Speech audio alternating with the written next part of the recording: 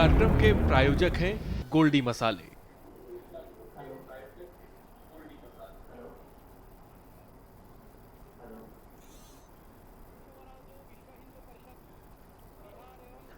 नमस्कार, मैं हूं प्रदीप विश्वकर्मा और आप देख रहे हैं आज का मुद्दा। और आज का हमारा मुद्दा है चुनावी मंत्रिमंडल विस्तार।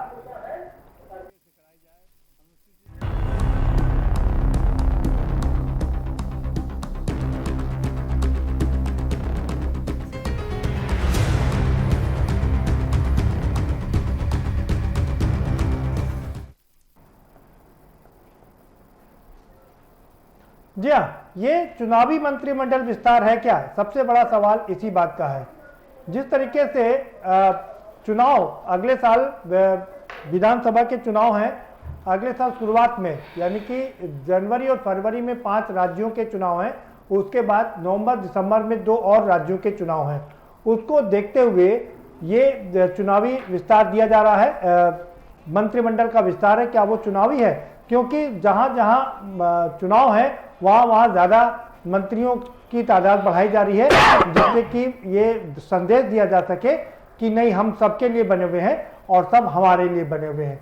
यही कारण है कि चूंकि उत्तर प्रदेश देश का सबसे बड़ा सूबा है और यहाँ भी 2022 के फरवरी मार्च में चुनाव है, यानी कि कुल 6 से 7 महीने का समय बचा है अब चुनाव का।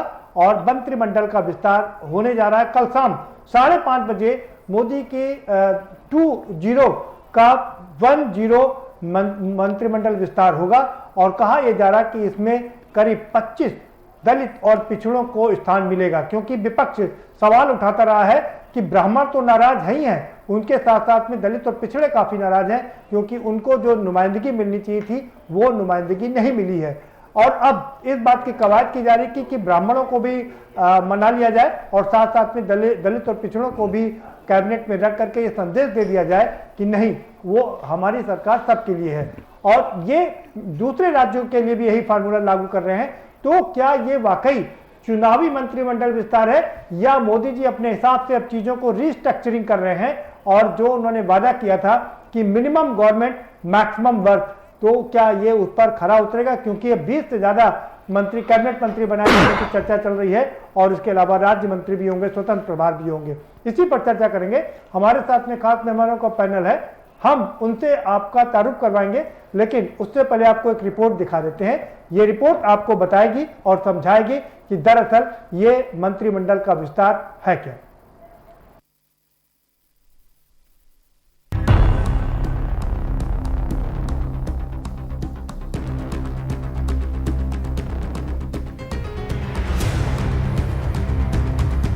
केंद्रीय कैबिनेट में बदलाव का काउंटडाउन शुरू हो गया है।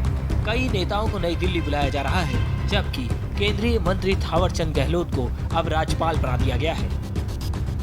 ऐसे में संकेत साफ है कि इस बार कई मंत्रियों को बदला जा सकता है और कई को बाहर का रास्ता दिखाया जा सकता है।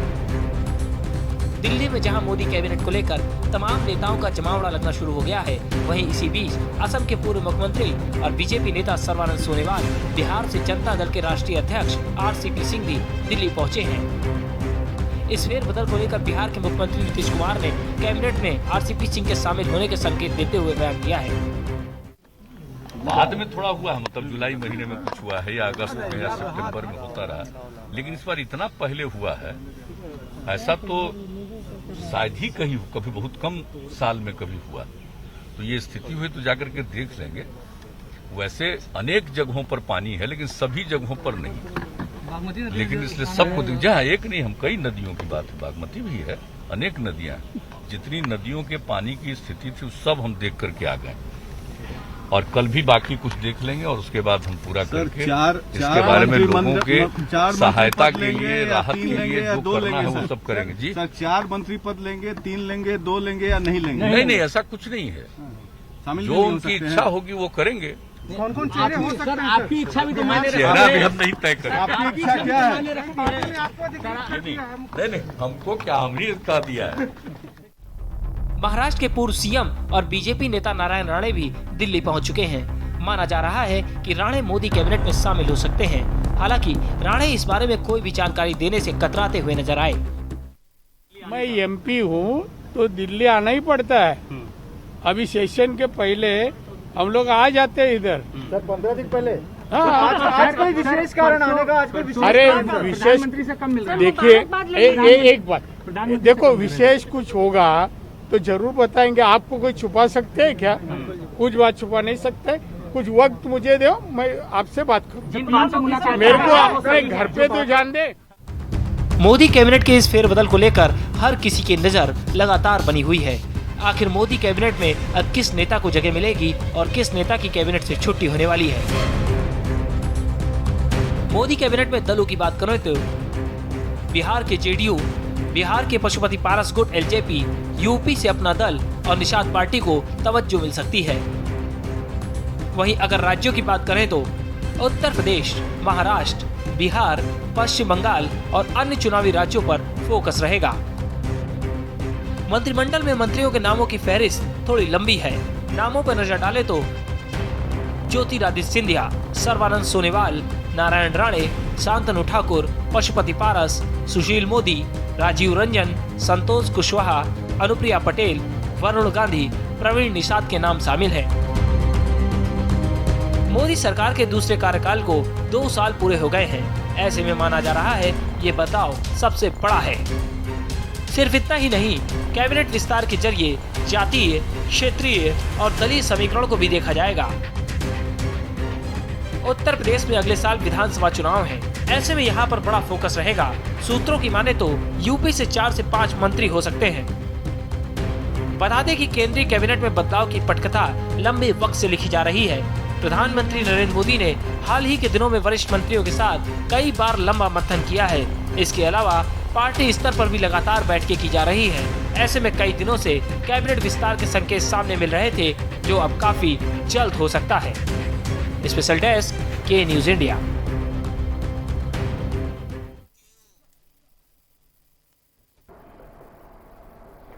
कल होगा मोदी मंत्रिमंडल का विस्तार, तय हो गया है। कल शाम को 5:30 बजे मंत्रिमंडल का विस्तार हो जाएगा।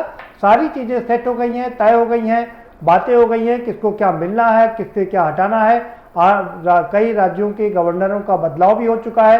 तो मोदी जी कोशिश ये कर रहे हैं कि अपने लोगों को सही जगह पर फिट कर दिया जाए, और खासकर चुनावी राज्यों में, जिससे कि उन्हें आइंदा कोई दिक्कत ना हो और सिर्फ कंपेन करने की बात हो। ये एक अच्छी बात है, क्योंकि कोई भी पार्टी नहीं चाहती वो चुनाव हारे, और भारतीय जनता पार्टी तो हमेशा से ही चुनावी मोड पे रहती है।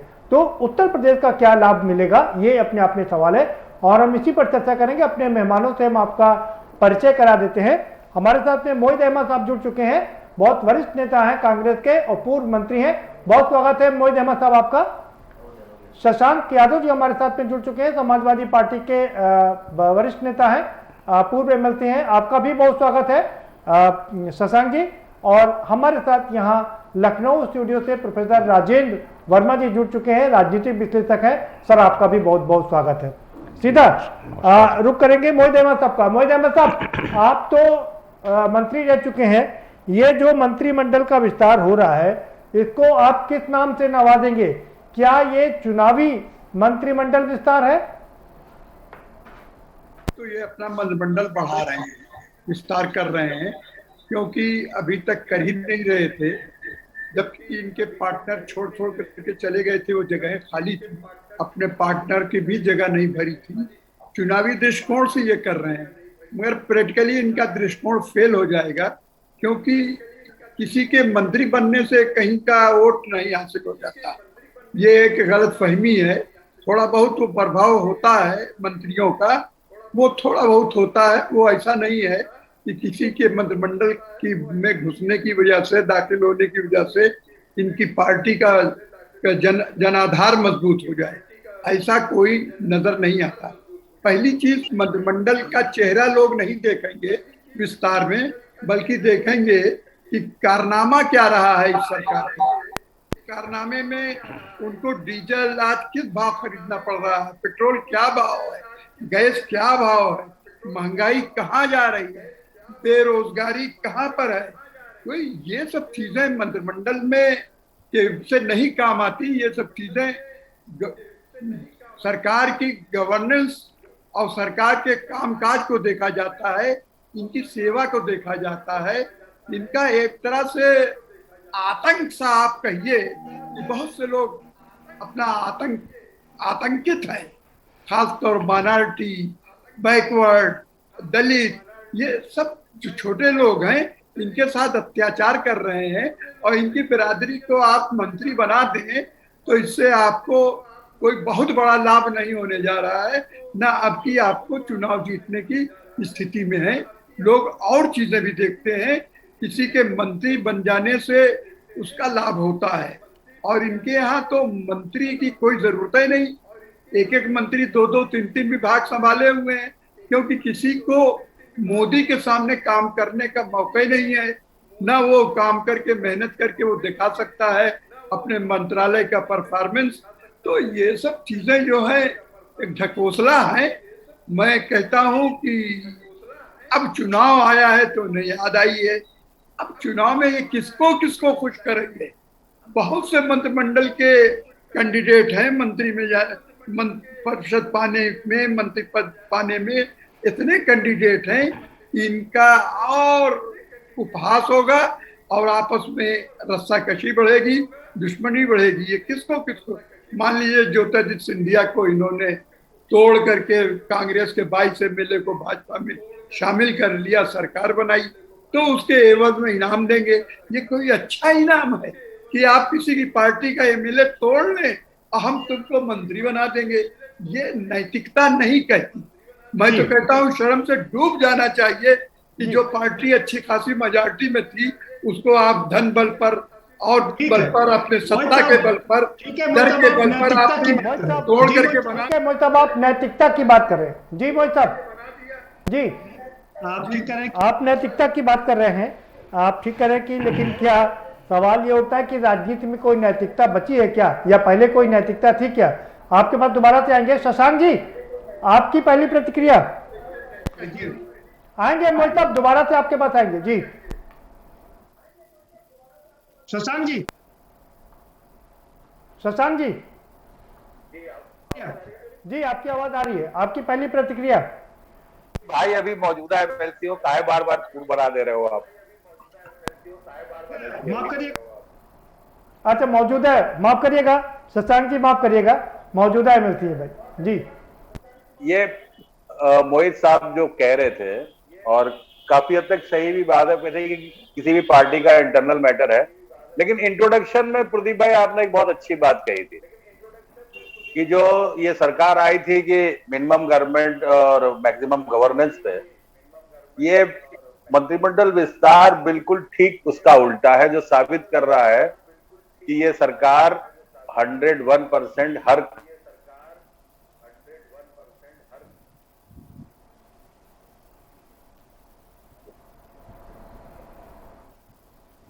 एक मंत्री बढ़ने पे औसत सरकार पे 2.5 से, केंद्र सरकार में 2.5 से 3 करोड़ रुपए का महीने का खर्च बढ़ता है। 22-23 मंत्री अगर बनाते हैं तो बजट पर कम से कम 10 करोड़ रुपए से ऊपर का खर्चा आ जाएगा।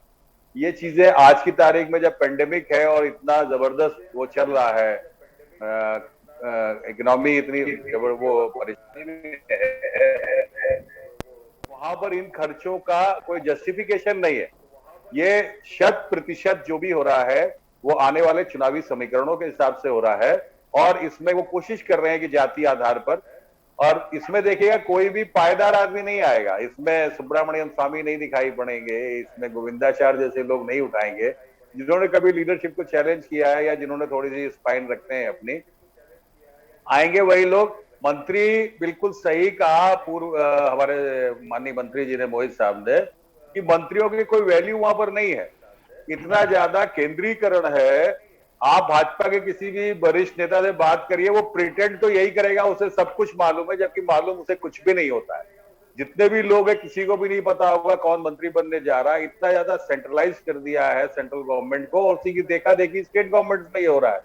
सेक्रेटरी सीधे जो है पीएमओ को रिपोर्ट करते हैं, मंत्रियों को अपनी कोई भी परफॉर्मेंस दिखाने का मौका नहीं मिल रहा है। तो मुझे तो सिर्फ लग रहा है कि ये चुनावी स्टंट है, इसके अलावा कुछ भी नहीं है। चुनावी स्टंट है, चुनाव स्टंट है, इसके अलावा और कुछ नहीं। प्रोफेसर राजेंद्र वर्मा जी, आप क्या कहेंगे? आपने दोनों लोगों को सुना, आपकी राय। जी बिल्कुल आपने, और चाहे मोहन साहब हों चाहे शशांक जी हों, सभी लोग कह सही रहे हैं।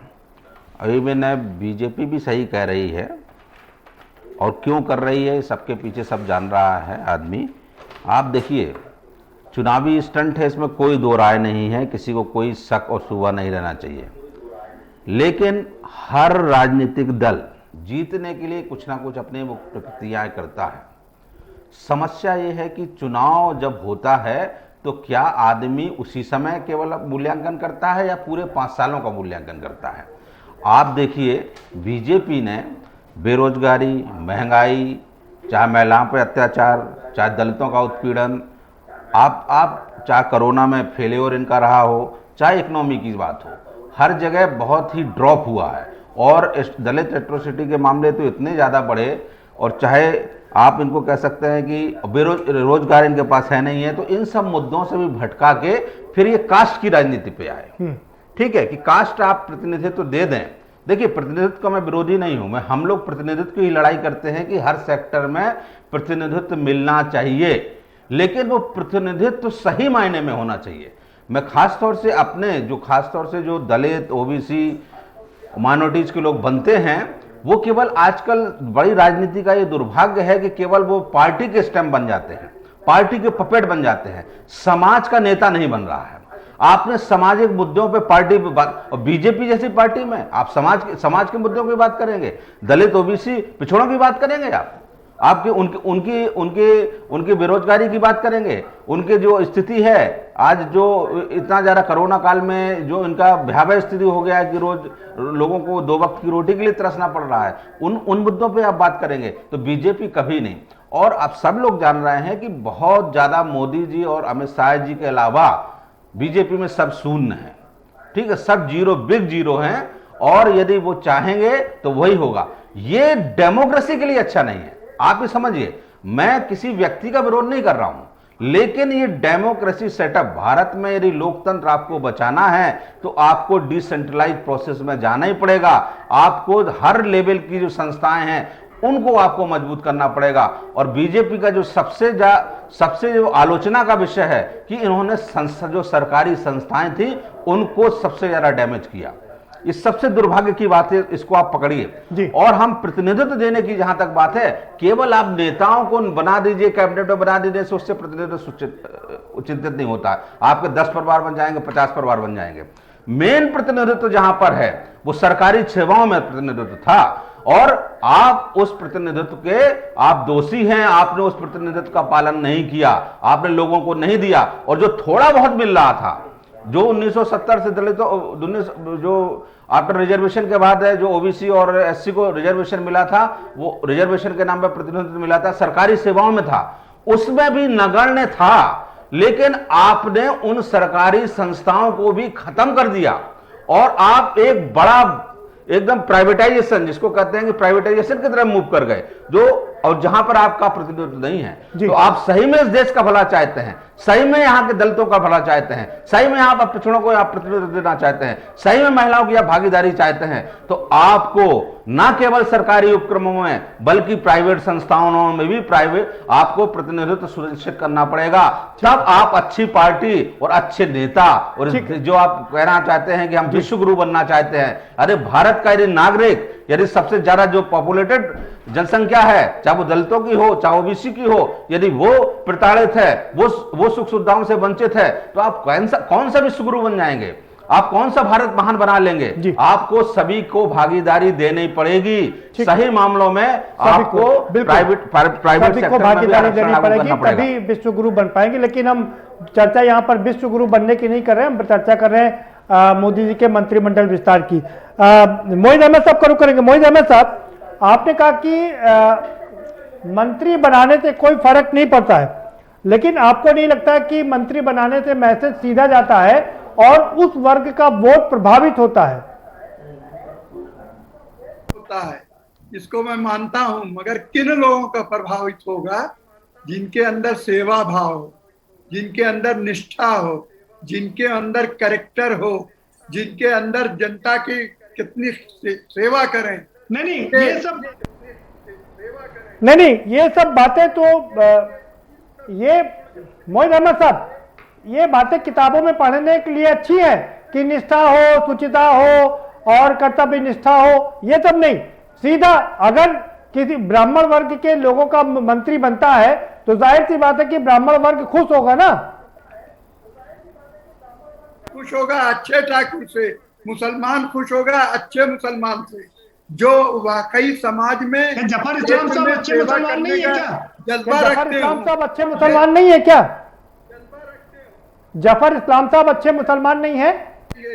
और 50 ठाकुर नाराज हो जाएंगे जो मंत्रिमंडल की आशा की। मुख्यमंत्री का पद तो एक ही, तो मुख्यमंत्री का पद तो एक ही होता है, मुख्यमंत्री तो एक ही बनेगा मोहित साहब। कम से कम 50, 60, 70 लोगों की लाइन है जिनका मंत्री बनना आवश्यक है, जिनको इन्होंने मतलब भाजपा का जो मुख्यमंत्री होना चाहिए था। सबको मंत्री मोहित साहब, सबको मंत्रिमंडल में सम्मिलित नहीं किया जा सकता।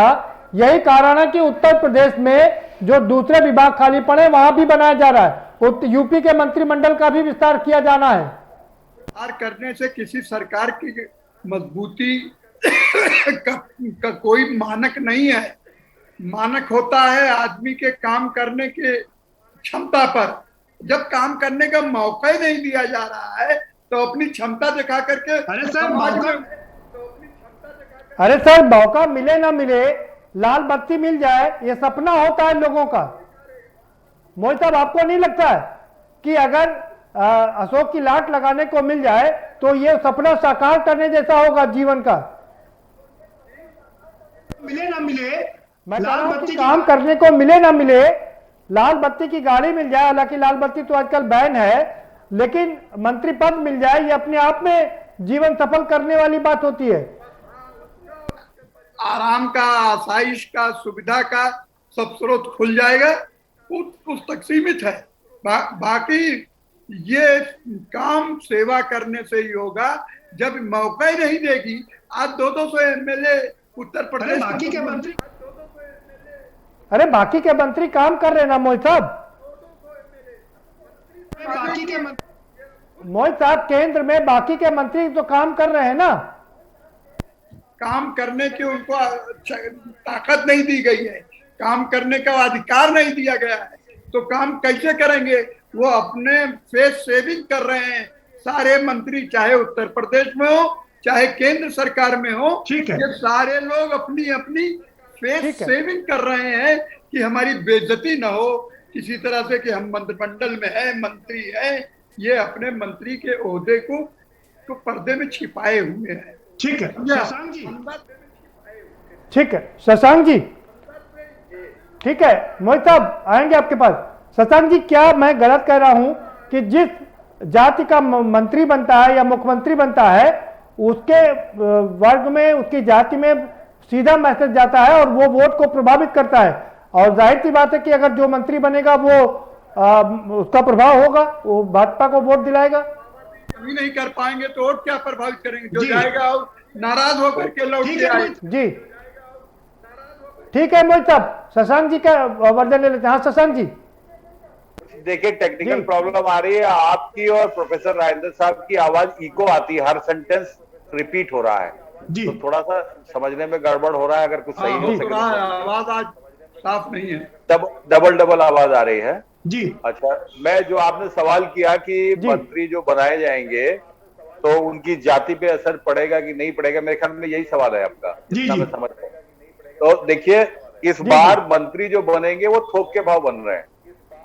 जब आप मेरिट पे बनाते हैं तो बहुत, मेरिट चूंकि कम होती है तो 2-4 बनते हैं जब भी एक्सपेंशन होता है।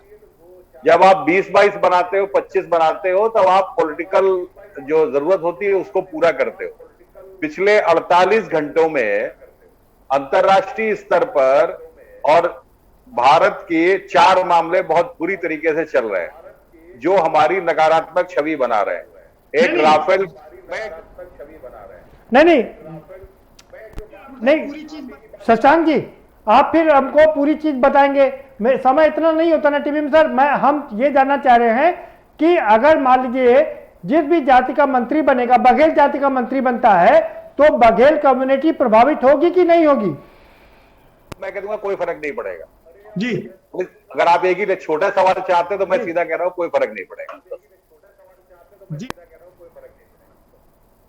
जी, कोई फर्क नहीं पड़ेगा। प्रोफेसर राजेंद्र जी, शशांक जी कह रहे हैं कि मंत्री बनने से कोई फर्क नहीं पड़ता उस पर, जाति पर। नहीं, जाति का फर्क पड़ता है, ऐसा नहीं है कि जाति का फर्क नहीं पड़ता है। इसको नहीं करना चाहिए। और जब कोई मंत्री बनता है या कोई उस क्षेत्र विशेष की राजनीति करता है तो बिना जनाधार के नहीं करता कोई भी आदमी, सीधा बात है, ठीक है। इसमें वो वाली बात नहीं है। और सब आदमी, सब जो भी पार्टियां हैं वो चुनावी गणित अपना सेट करती हैं। आप बिल्कुल सही बात है कि चुनावी गणित के रूप में चाहे वो SC/ST आयोग का यूपी में लोगों सदस्य बनाए जाना हो 6 महीना पहले, और चाहे केंद्र का भी मंत्रिमंडल का विस्तार हो, ये दोनों केवल और केवल चुनावी एजेंडे हैं। और चुनावी खुश करने के लिए वोट बैंक कैसे एकत्रित किया जाए, जो बिखर गया, जो 2000 इतना बड़ा मैंडेट होने के बाद भी जो सही में लोग अब रियलाइज करने लगे कि नहीं हमने वोट देके गलत किया, और तो उनको संभालने के लिए हर पार्टी करती है, तो बीजेपी कर रही है, इसमें बुराई नहीं है। मैं प्रतिनिधित्व देने का स्वागत करता हूं व्यक्तिगत तौर पे।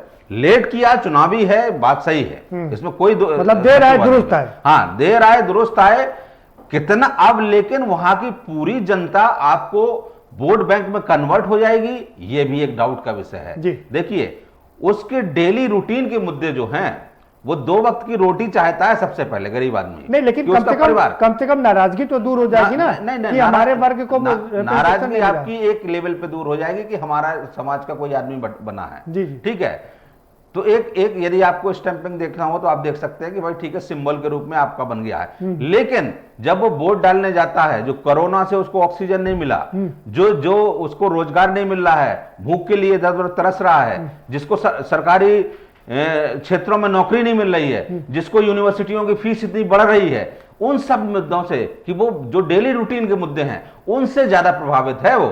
ठीक है, आपका सिंबल आजकल वो बात आपकी ठीक है, घर के लिए बड़े हो जाओ। जो समस्याएं हैं वो समस्याएं तो रहेंगी सर ना, वो समस्याएं तो खत्म नहीं हो पाएंगी।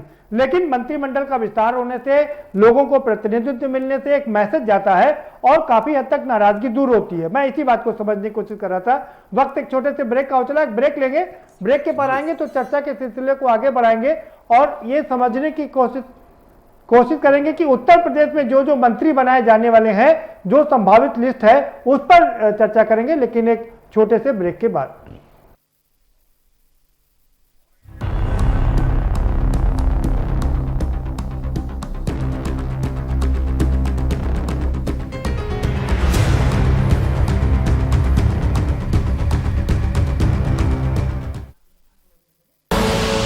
आप देख रहे हैं के न्यूज, खबरों का सारथी।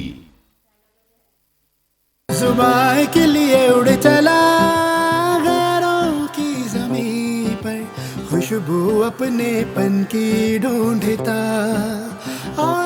दूर कितना भी जा, इस जुबान से दूर ना जा पाओगे। विमल, बोलो जुबान केसरी। और खुशबू में झूम के भाई लेके आए गोल्डी मसाले। गोल्डी मसाले, खुशबू और स्वाद ऐसा तो रिश्तों में गुस्सा कैसा। अब हारने के लिए तैयार हो जा चुटकी। ये देख क्वीन मेरी। भाभी देखो ना भैया। अरे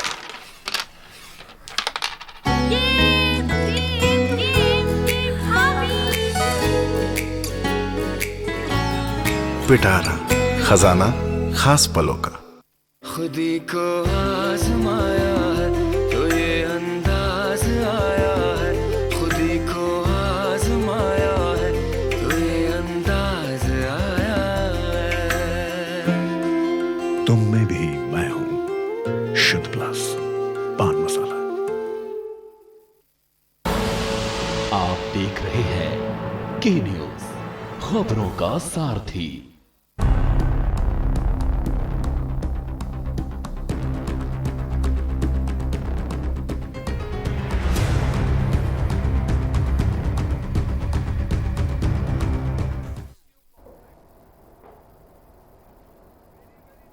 ब्रेक के बाद आपका स्वागत है और सभी मेहमान हमारे साथ में बने हुए हैं। अब हम रुक करेंगे मोहित अहमद साहब का। मोहित अहमद साहब, शशांक जी के पास चलेंगे। शशांक जी, मैं आपसे समझना चाहूंगा कि जो लिस्ट हमारे पास में है, मैं एक एक वर्ग का वो पढ़ूंगा, उसमें से कौन प्रभावित हो सकते हैं कि नहीं, आपकी एक्सपर्ट की राय जानेंगे। ब्राह्मणों की अगर हम बात करें तो चूंकि ब्राह्मण नाराज है, ये काफी समय से चर्चा चल रही थी और उनको मनाने की कोशिश में यूपी से 5 नाम चल रहे हैं, सत्यदेव पचौरी, रीता बहुगुणा जोशी, वरुण गांधी, रमापति राम त्रिपाठी और हरीश द्विवेदी। क्या कहेंगे इन नामों को लेकर के? में वो तो सिलेक्शन उनका अपना है, 5 के 5 में कोई बहुत अंतर नहीं पड़ रहा, 5 ब्राह्मण है जी। लेकिन मैं कह रहा हूं, जो आपने कहा था कि आप कट शॉट ज्यादा करते हो समय को, एक चीज बताइए, अनुप्रिया पटेल बनी थी, 14 से 19 तक मंत्री रही और उसके बाद कंटिन्यूअस बैकवर्ड रिजर्वेशन की बात को वो उठाती रही, कोई सुनवाई नहीं हो पाई। तमाम पार्लियामेंट में भी उनकी बड़ी जबरदस्त स्पीचेस आई थी और वो मेडिकल में और सब जगह पे जो शॉर्टेज चल रही थी बैकवर्ड क्लासेस की, उसकी उन्होंने उठाई बात। अब आज की तारीख में अब अनुप्रिया पटेल जी को फिर से लाने की कोशिश हो रही है कि जब बैकवर्ड को ये जानकारी आई कि रिजर्वेशन के साथ और खासतौर से कुर्मी कम्युनिटी में हमारे साथ नुकसान हो रहा है, उनको फिर से लाने की कोशिश की जा रही है। अनुप्रिया पटेल को, निशाद साहब को लाने की कोशिश।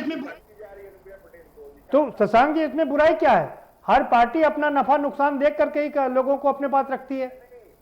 सवाल किया था कि मंत्री बनने से क्या जाति पे असर आता है, आपका मूल प्रश्न ये था। जी जी। और उस मूल प्रश्न के उत्तर में मैं दे रहा हूं कि मंत्री की जाति से कोई अंतर नहीं पड़ेगा अगर वो अपनी जाति की आकांक्षाओं को पूरा करने में असमर्थ है। और आज के तारीख में जो भारतीय जनता पार्टी का जो स्ट्रक्चर है, उसमें किसी भी मंत्री को इंडिविजुअल लेवल पे कोई भी।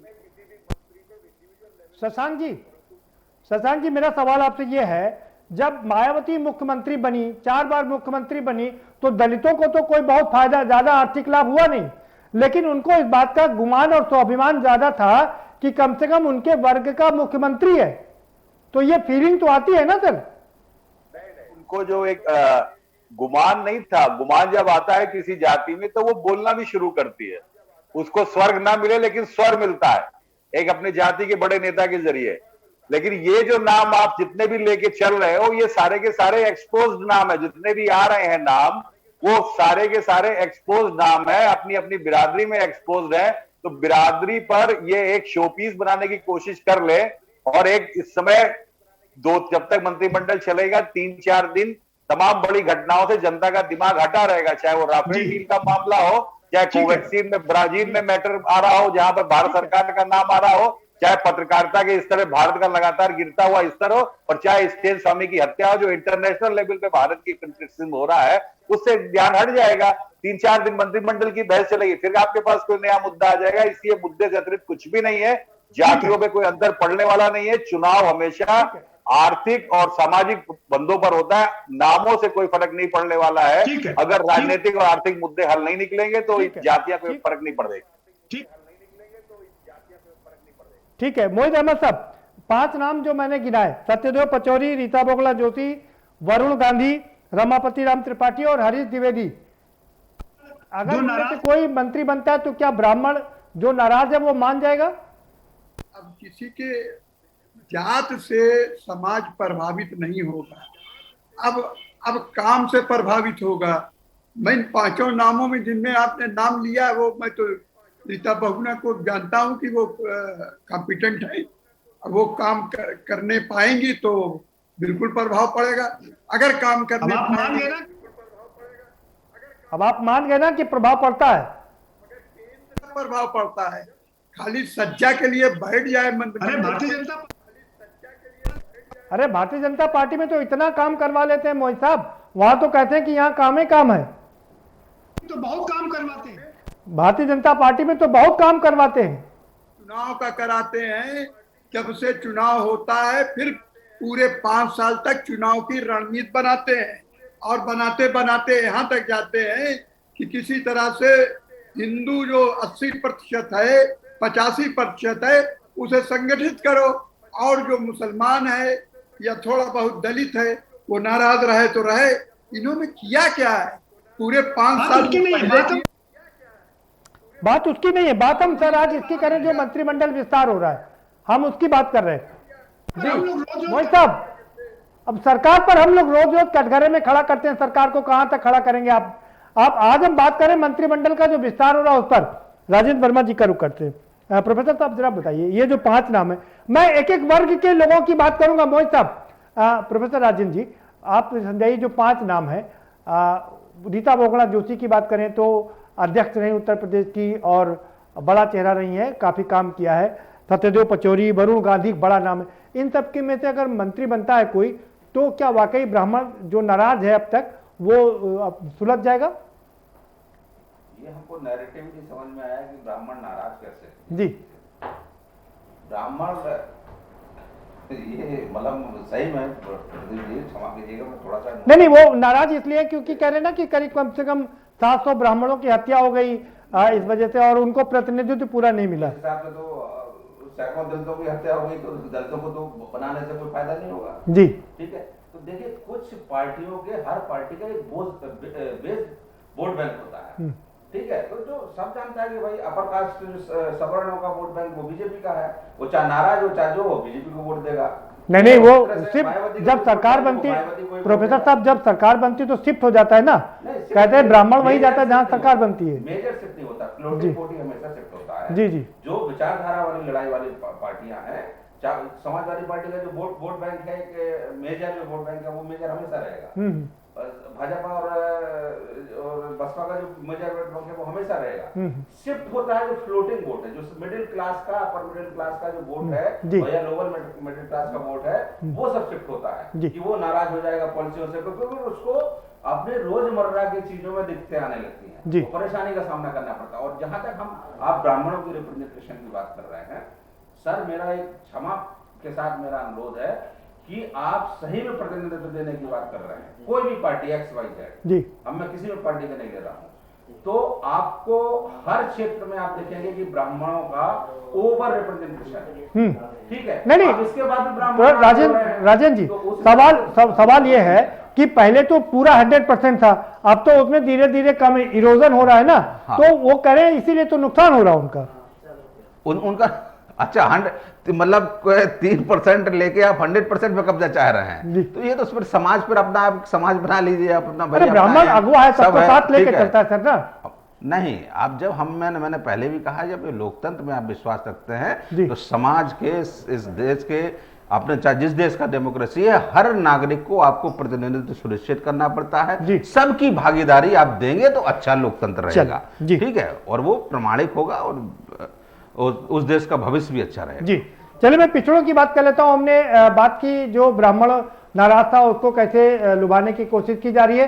पिछड़ों में शशांक जी 2 बड़े नाम सामने आ रहे हैं। एक तो एसपी सिंह बघेल जो आपकी पार्टी में थे पहले, फिर अब भारतीय जनता पार्टी में, उनको मंत्री बनाने की चर्चा चल रही है। और अनुप्रिया पटेल, आपको पता ही है कुर्मी वोट बैंक, क्या लगता है इन दोनों के मंत्री बनने से पिछड़े मान जाएंगे? और अनुप्रिया पटेल जी दोनों लोग एक अच्छे जमीनी नेता रहे, वो चाहे जो हमारी पार्टी में रहे हो, चाहे अनुप्रिया जी ने अपना दल बनाई हो, जमीनी रहे। लेकिन मैंने आपको बताया तो बघेल साहब भी लगातार लगे रहे।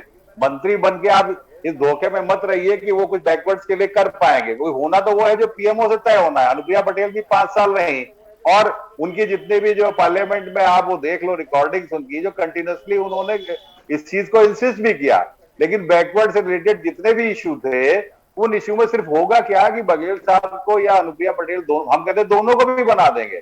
लेकिन आज तक जैसे पाल बघेल समाज का, धनगर का आज तक शेड्यूल कास्ट का मैटर चल रहा है, अभी तक सबसाइड नहीं हो पाया। सेंट्रल में कितनी बार चुका, खुद एसपी सिंह बघेल साहब उसको लेके जा रहे।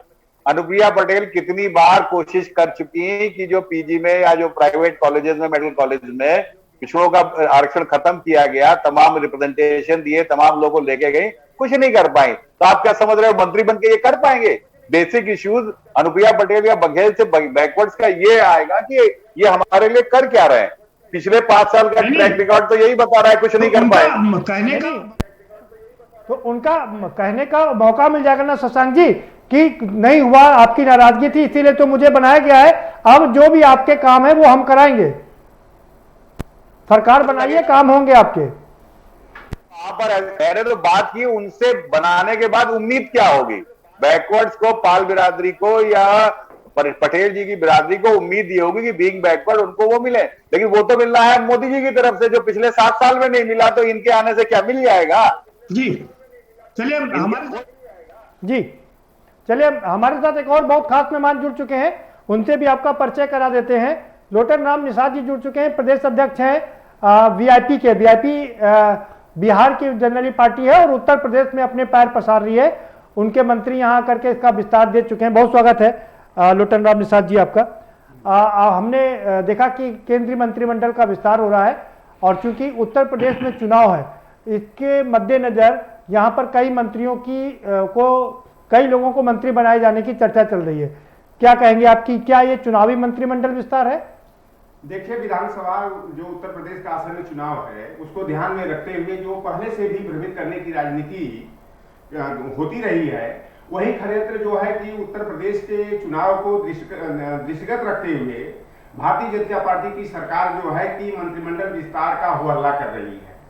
जहां तक ये बात सुनने में भी आई कि हमारे एसपी सिंह बघेल जी को जो है कि केंद्रीय मंत्रिमंडल का हिस्सा बनाया जा रहा है, अनुप्रिया पटेल को बनाया जा रहा है, तो अगर एसपी सिंह बघेल को अगर पिछड़ा का आप मानते हैं तो मैं पिछड़ा नहीं मानता हूं। वो संवैधानिक रूप से पिछड़े वर्ग के हैं ही नहीं, वह धनगर बिरादरी के अनुसूचित जाति के नाम पर है। दलित तो है ना सर, वो अगर आप उनको दलित भी मान लेंगे तो भी दलित तो है ना। लेकिन जो वोट बैंक की राजनीति का सवाल है, अगर धनगर की समस्या का समाधान हो जाए, उन्हें अनुसूचित जाति का प्रमाण पत्र निर्बाध रूप से निर्गत होने लगे, तो मैं मानता हूं कि पाल गड़ेरिया, धनगर, बघेल, निखर बिरादरी जो है वह भाजपा के साथ जा सकती है। अनुप्रिया पटेल जी का जहां तक सवाल है, संतोष गंगवार जी 8वीं बार बरेली से सांसद हैं और यह पिछड़ों का अपमान मैं मानता हूं कि केंद्रीय मंत्रिमंडल में एक भी ओबीसी के व्यक्ति को कैबिनेट का हिस्सा नहीं बनाया गया है। संतोष गंगवार जी 8वीं बार चुनाव जीते, उन्हें राज्य मंत्री बना लेकिन अब तो लोटन राम जी अब तो 25 मंत्री बनाने की बात करें मोदी जी की, दलित और पिछड़ों के 25 मंत्री होंगे। 25 मंत्री बनने से नहीं, जो हमारा संवैधानिक हक है, जो हमारे आरक्षण की व्यवस्था पर कुठाराघात मैं देख रहा हूं कि 2014 के बाद से ही शुरू हुई है। हम लोगों को उस समय लगता था कि जब मोदी जी कहते थे मैं गरीब माँ का बेटा हूं, मैं भी पिछड़ी जाति का हूं, अगला 10 बरस पिछड़ों और दलितों का होगा, लेकिन 334 जो हमारे आईएएस अधिकारी ओबीसी के चुने गए थे, डीओपीटी के द्वारा जो है नई क्रिमिलेयर की नई परिभाषा को जोड़ते हुए जिन घरों में मिठाइयां बट रही थी, ढोल नगाड़े बज रहे थे, उन बच्चों को जो है कि बाहर कर दिया गया। अभी आप देख लीजिए कि उत्तर प्रदेश में 69,000 शिक्षक की भर्ती हुई, उसमें क्या क्या खेल हुआ। आज जो है कि हमारे पिछड़े वर्ग के 14,500 से अधिक बच्चे जो ओबीसी के कोटा में जो है कि उनको प्रतिनिधित्व मिलना चाहिए, लेकिन जो है कि प्राथमिक शिक्षा परिषद ने एक नई व्यवस्था लागू करके एमआरसी की व्यवस्था, जिसे एमआरसी की गलत नीति अपना करके हम ठीक बात है, वो अलग चर्चा विषय है। हम आज बात करें मंत्रिमंडल विस्तार की, क्योंकि जिन राज्यों में चुनाव है वहां पर ज्यादा मंत्री बनाए जा रहे हैं। आपको लगता है कि उत्तर प्रदेश में कम से कम 5 से 6 मंत्री बनाएंगे और इससे जो नाराजगी है वो लोगों की दूर हो जाएगी?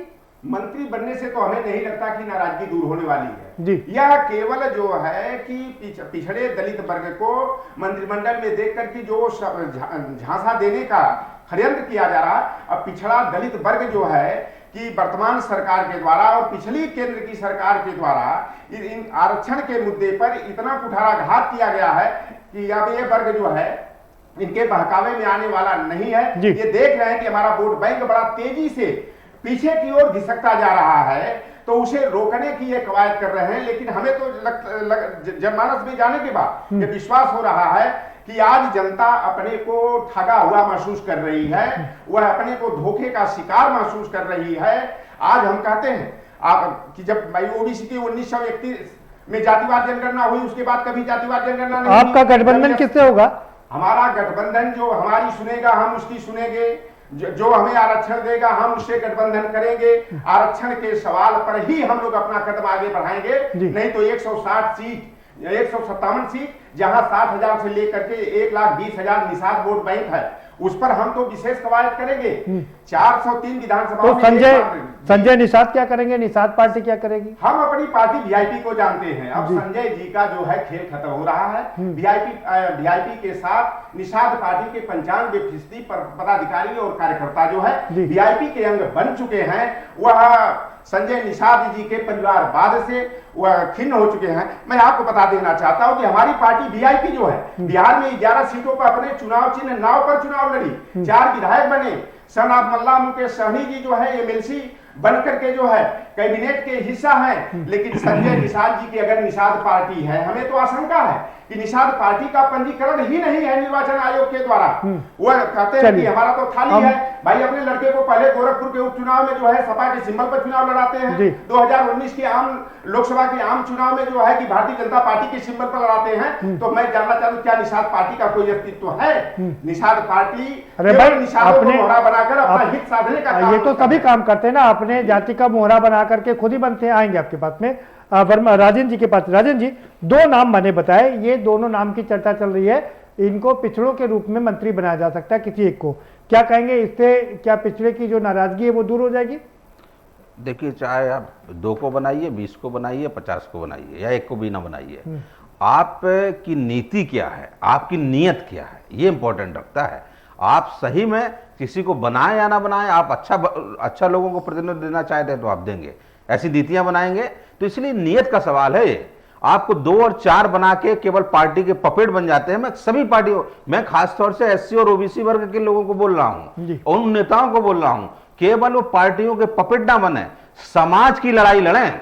मैं लोटर राम जी निषाद जी आए हैं अभी, इनसे बड़ा प्रभावित हूं। ये जमीनी नेता हैं, ये एकदम पूरा झोला उठा के चले रहते हैं, घूमते रहते हैं दिन भर, खाना पीना कुछ नहीं। कई बार इनसे हमारी मुलाकात हुई, बड़े अच्छे मित्र हैं। अब ऐसे लोगों को यदि महत्व नहीं मिलेगा किसी भी पार्टी में, चाहे समाजवादी पार्टी हो चाहे 2 हो, तो ये दुर्भाग्य की बात है। आपको ऐसे कार्यकर्ताओं को देना पड़ेगा। हर पार्टी में कमजोरी है, ये नहीं कह रहा हूं मैं किसी को कि बीजेपी केवल गुनहगार है और सपा बसपा गुनहगार नहीं है। आपको सही में आपने अच्छी लड़ाई नहीं लड़ी, इसलिए ये लोग काबिज हुए। ठीक है, तो आपको सही में चाहे 2 आप नहीं। फिर सवाल मेरा वही है कि जो बना रहे पिछड़ों को जो लुभाने की कोशिश की जा रही है, क्या इससे मान जाएंगे वो लोग?